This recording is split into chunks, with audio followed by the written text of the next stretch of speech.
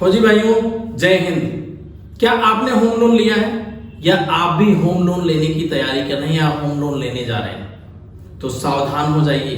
कुछ important information आपके साथ शेयर करने वाले हैं जिससे आप अपने लाखों रुपए के नुकसान से अपने आप को बचा सकते हैं और फ्यूचर में उसका लाभ भी उठा सकते हैं। मैं राज विश्वकर्मा पिछले 18 सालों से फाइनेंशियल कंसल्टेंट के रूप में काम कर रहा हूं और आपको इस फौजी पाठशाला पे तहे दिल से स्वागत करता हूं।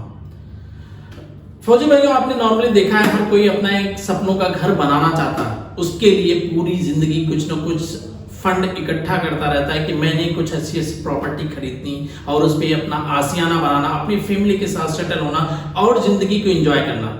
लेकिन नॉर्मली लोगों को ये चैलेंजेस भी आ जाते हैं कि कहीं ना कहीं उनके फंड जो है ब्लॉक हो जाते हैं। कुछ ऐसी जगह उन्होंने प्रॉपर्टीज ले लेती हैं जिसको कि जिस ग्रोथ पैटर्न पे उन्होंने लिया वो उनको नहीं मिल पा रहा। उसका रीजन क्या है? उसका रीजन एक है कि जब आप कोई भी घर बनाने के लिए आप इन्वेस्टमेंट करने जा रहे हैं तो आपको किन किन बातों का ध्यान रखना चाहिए। पहले तो ये देखना चाहिए कि आपने घर बनाने के लिए प्लॉट खरीदना चाहते हैं या बना बनाया मकान लेना चाहते हैं। तो अगर प्लॉट खरीदना चाहते हैं तो वो प्लॉट खरीद के बनाना कब चाहते हैं, ये भी आपको देखना पड़ेगा। अब अगर आप प्लॉट खरीदना चाहते हैं तो प्लॉट खरीदने के लिए सारे पैसे सेल्फ फंड नहीं करने, आपको क्या करना है? बैंक की हेल्प लेनी है एज ए होम लोन, जिससे आपको बैंक सपोर्ट करे और आपके लीगल पेपर को भी चेक कर लेगा। इट मींस क्या प्रॉपर्टी सेफ है या नहीं सेफ है वो चेक कर लेगा। और उस केस में सबसे बड़ा फायदा क्या होगा आपको कि आपके पैसे डूबने या फंसने से बच जाएंगे। तो पहली चीज ये कि आप प्लॉट खरीदते समय बैंक लोन का सहारा लें। प्लॉट खरीद के अगर बनवाना भी है तब भी बैंक लोन का सहारा लें, और बना बनाया मकान खरीदना है तब भी बैंक लोन का सहारा जरूर लें। ये होम लोन आपके लिए ब्लेसिंग के रूप में काम करता है, क्योंकि आपको इकट्ठा पैसा दे देता है जो एपी फंड में धीरे धीरे हर महीने पैसे बचाते हैं। कहीं अदर इन्वेस्टमेंट करते हैं, कहीं शेयर्स मार्केट में इन्वेस्टमेंट करते हैं, कहीं म्यूचुअल फंड में इन्वेस्ट करते हैं, और वहां से धीरे धीरे जब हमें प्लॉट खरीदना, प्रॉपर्टी बनानी, तो उस पैसे को हम इकट्ठा करके इन्वेस्ट करते हैं चीजों खरीदने की। तो बैंक इन्वॉल्वमेंट हो जाएगी जो आपको सपोर्ट मिलेगा।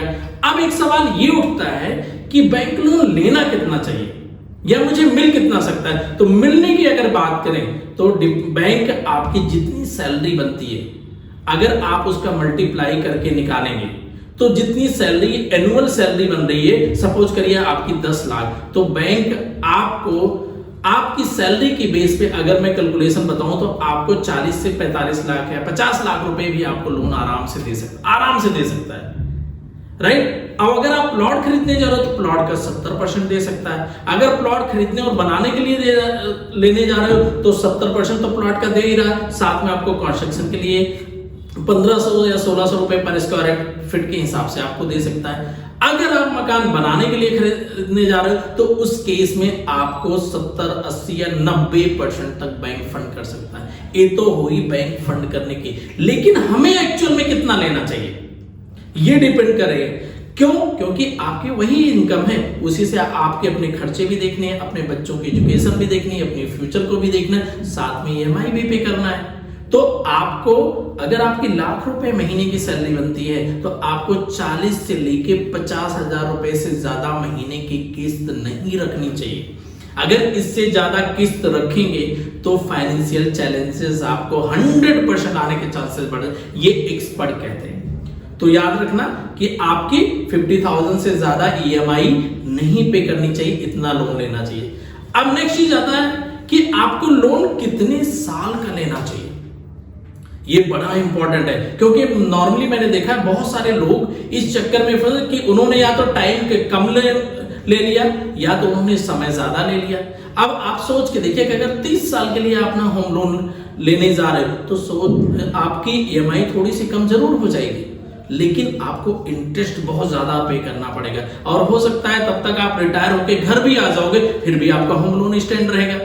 अगर 20 साल के करते हैं तब भी यही चैलेंजेस है। तो एक आइडियल अगर आपको होम लोन लेना है तो एज पर एक्सपर्ट 10 से लेके 15 साल की आपको किस्त बनवानी चाहिए, जो इजीली आप पे भी कर सकते हैं और आपको बहुत ज्यादा फाइनेंशियल बर्डन भी नहीं देगा, और टैक्स रिबेट वगैरह जो मिलेगा वो आपको एक्स्ट्रा बेनिफिट में आ जाता है।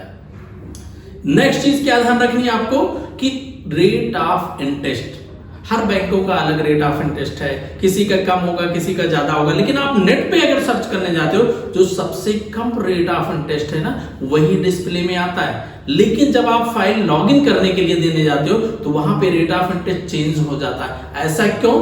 क्योंकि वो डिपेंड करता है आपके सिबिल स्कोर के बेस पे, आपके लोन की एलिजिबिलिटी के बेस पे, प्रॉपर्टी कहां पे ले रहे हो उसके बेस पे, या कुछ और भी सारे फैक्टर्स होते हैं जिसकी वजह से रेट ऑफ इंटरेस्ट में वेरिएशन आता है। इसलिए रेट ऑफ इंटरेस्ट को बहुत ज्यादा है ध्यान रखने की जरूरत है। नेक्स्ट इसके बाद की जाए प्रोसेसिंग फी क्या ले रहे हैं, क्योंकि जो भी लोन आप लेने जा रहे हो बैंक उसके कुछ ना कुछ चार्जेस लेता है जिसको प्रोसेसिंग फी के नाम दिया है, या पीसी बोलते हैं उसको, प्रोसेसिंग फी चार्जेस या पीएफ कह सकते हैं, अलग अलग नाम से लोग बुलाते हैं इसको। तो आपको प्रोसेसिंग फी का बड़ा ध्यान रखना है कितनी जा रही है। नॉर्मली प्रोसेसिंग फी 0.5 पैसा भी होती है, इट मींस क्या 50 पैसे प्रोसेसिंग फी आप टोटल लोन अमाउंट के हिसाब से आपकी लगती है। अब एक सवाल और है यहाँ पे लोगों के मन में आता है हमें लोन क्या करना चाहिए, जल्दी क्लोज कर देना चाहिए। भाई अगर जल्दी क्लोज करना ही था, साल 2 साल में अगर आपको लोन क्लोज करना था, या आप रिटायर होने वाले हो आपको लोन लिया फिर उसके बाद 2-4 साल में आपको पे करना था, तो आपने लोन ही क्यों लिया? आपको तो लेना ही नहीं चाहिए था। क्यों? क्योंकि आपने साल 2 साल में ब्याज तो ज्यादा पे किया और इकट्ठे पैसे आपको रिटायरमेंट से मिले या कहीं से डिपॉजिट फंड मिले, आपने उठा के उसको पे कर दिए। नहीं, बिल्कुल नहीं करना। फाइनेंशियल की अगर बात करें या फाइनेंशियल एक्सपर्ट की बात करें तो आपको होम लोन एक ऐसा लोन है जो सबसे कम ब्याज पे मिलता है बाकी चीजों से। तो सबसे कम ब्याज पे मिला हुआ लोन आपको बेनिफिट दे रहा है, टाइम भी ज्यादा दे रहा है। तो बेस्ट ऑप्शन क्या है कि आपके पास इकट्ठा फंड है तो उस फंड को आप कहीं ऐसी जगह इन्वेस्ट करो फाइनेंशियल कंसल्टेंट की एडवाइस लेके, जिससे कि आपको जो रेट ऑफ इंटरेस्ट आपको जरा कम से कम आपको उतना इन्वेस्टमेंट करके इंटरेस्ट जरूर मिले। कम से कम की बात करो, और अगर उससे ज्यादा मिलता है तो और बेनिफिट है। अब आप सोचेंगे कि जितना होम लोन का ब्याज है उतना ही मुझे इन्वेस्ट करके भी ब्याज मिल रहा है, तो दोनों में डिफरेंस क्या होगा, फिर मैं पहले क्यों ना पे कर दूं? नहीं, बिल्कुल नहीं पे करना है। डिफरेंस बताता हूं, होम लोन हमेशा आपको रिड्यूसिंग पड़ता है, जितना प्रिंसिपल रहेगा उसी के ऊपर ब्याज पड़ता है।